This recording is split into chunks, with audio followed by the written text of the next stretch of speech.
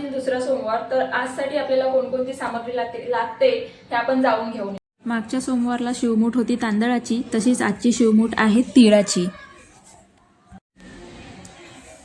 आणि मागच्या सोमवारच्या शूटमध्ये आणि आजच्या शूटमध्ये खूप फरक आहे. मागे मी काय केलं होतं, फक्त 1 मिनिटचा व्हिडिओ बनवला होता आणि तो फक्त इन्स्टाला पोस्ट केला होता, यूट्यूबला नाही.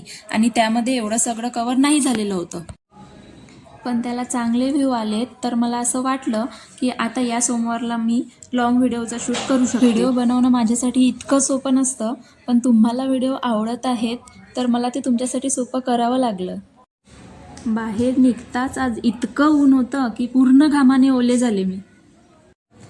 आणि त्यात मी शूट करत होते, सगळे माझ्याकडे बघत होते. मला थोडं ऑड फील झालं, पण तरी मी तुमच्यासाठी शूट केलं. आम्ही शहरापासून लांब राहतो तरी पण इथे खूप फॅसिलिटीज आहेत. हां, ते थोडं महाग आहे पण आहे. आता दुकानात मी आले. दुकानात आल्यावर त्यांनी आम्हाला शूट करताना बघितलं. मी दुकानात पोहोचल्यावर घेतलं बेलफूल, फुलं, फळ आणि नारळ. ते तिथले बसलेले आजोबा मला असे बोलले की तुझ्या व्हिडिओमध्ये मी पण येईल बाळा. मी त्यांना बोलले की आजोबा चालते मला, तेवढंच तुमच्या दुकानाचं प्रमोशन पण होऊन जाईल असं मी त्यांना बोलले.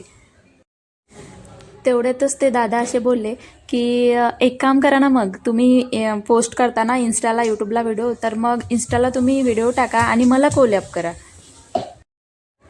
मी म्हटलं बरं ठीक आहे दादा, चालते. तर मग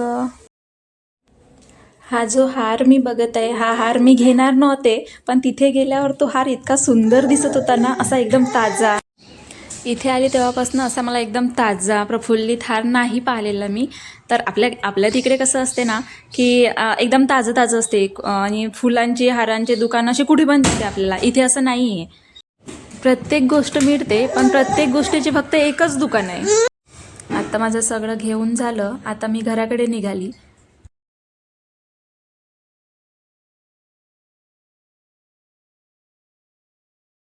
जेव्हा मी घ्यायला गेले सामान तेव्हा ऊन होतं बघा, आणि जेव्हा मी घरी परत आले ना तेव्हा पाऊस होता.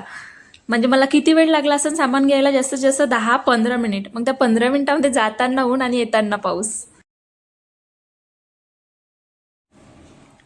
आल्यावर तर सगळ्यात आधी मी प्रिशाला घेतलं, मग दार उघडलं, घरात एंटर केलं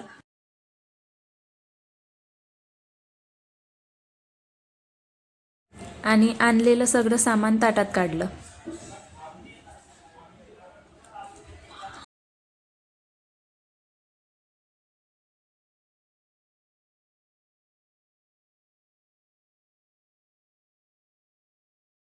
मी आता पूजेला सुरुवात केली. त्याच्यामध्ये मध्ये प्रिशा करत होती. दिवा लावून घेतल्यावर मी जो आणलेला हार होता, जो मला खूप आवडलेला होता, एकदम ताजा होता, तो माझ्या गजानन महाराजांच्या मूर्तीला घालून दिला. आणि प्रिशा बघा कशी मांडीवर येऊन बसली माझ्या.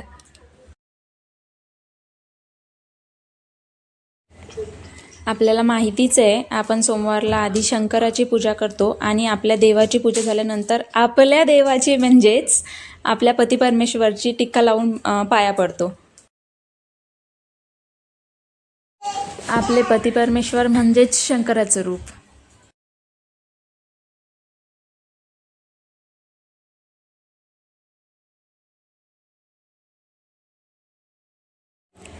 सगळ्याच बायका आज उपवास करत असतात आपल्या पतीसाठी. मी पण केला.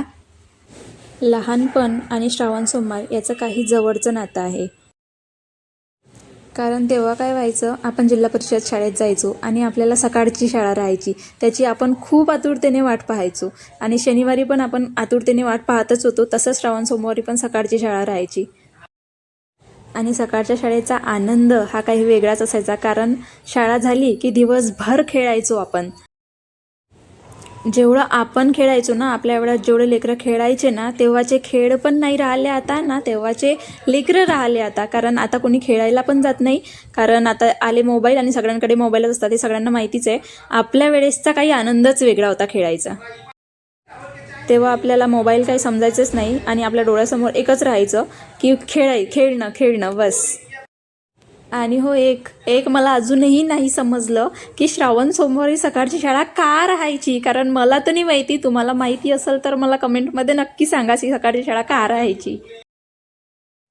आणि श्रावण महिन्यातला आपल्या गावाकडचा आनंद पण इकडे नाही आहे. श्रावण महिन्यातला गावाकडचा आनंद काही वेगळाच असतो. आपल्या वडीलधाऱ्यांना आपण बेल घेऊन मंदिरात जाताना बघत असतो. तेव्हा फक्त आपल्याला एकच माहिती राहायचं, श्रावण सोमवारी बेल घेऊन जायचं असते मंदिरात, कारण आपल्यापेक्षा मोठे बेल घेऊन जातात म्हणून हा ठीक आहे चला बेल घेऊन जा. पण बेलाचं महत्त्व काय आहे हे तेव्हा आपल्याला माहिती नव्हतं. बेलाला त्रिशूलासारखे 3 पानं असतात, म्हणूनच श्रावणातल्या सोमवारी बेलाला खूप महत्त्व दिलं जाते. आणि हो अजून एक, आपल्या गावाकडे काय कावड यात्रा निघते. इथे असं काही नाही आहे, पण आपल्या गावाकडेची कावड यात्रा, तो आनंद क्षण, तर असे सगळे मस्त ग्रुपनी जाणं त्या कावड यात्रामध्ये, ही मज्जाच काही वेगळी असते. आधीच्या कावड यात्रेमध्ये पारंपरिक वाद्य असायचे, पण आता DJ असतो. या ब्लॉगमध्ये एवढंच. भेटूया आता आपण पुढच्या ब्लॉगमध्ये. बाय.